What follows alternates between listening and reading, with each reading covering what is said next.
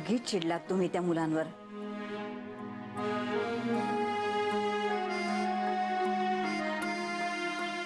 पण जीव लावलाय या पोरांनी. कधी कधी भीती वाटते. हे कधीतरी असं वागलेत. वाटतं आपला कंटाळा तर येत नाही ना या मुलांना.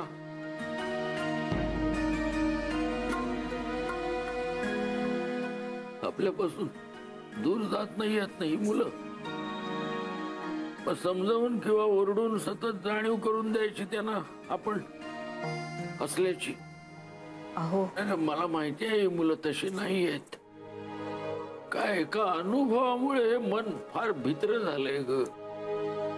त्याला समजून नाही कळत. तुम्ही ना खूप विचार करता सगळ्या गोष्टींचा आणि अशा कवटाळून ठेवता सगळ्या गोष्टी. विसरा आता ते सगळं. आता महत्वाचं काय आहे, डॉक्टरांनी आदिती पूर्ण बरी झाली असं सांगितलंय. मोठ्या संकटातून वाचली होती. मुलीच्या जीवावर बेतलं नाही हे चांगलं झालं.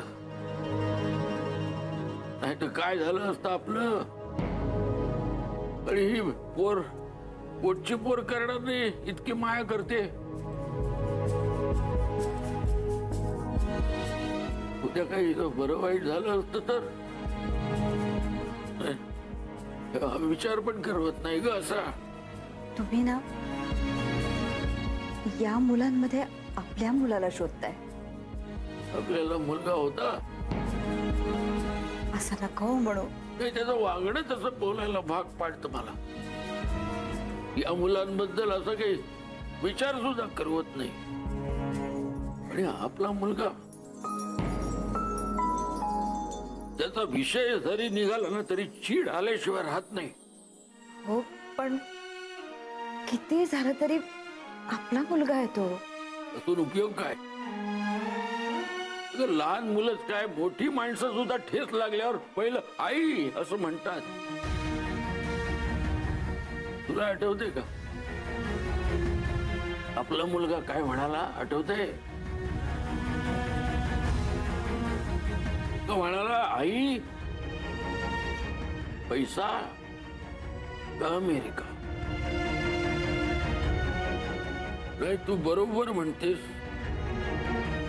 मी फार विचार करतो या असल्या गोष्टींचा. तुम्हाला एक विचारू. हा बोल. आईबाप आपल्या मुलांच्या चुका पोटात घालतात, त्यांना माफ करतात. उद्या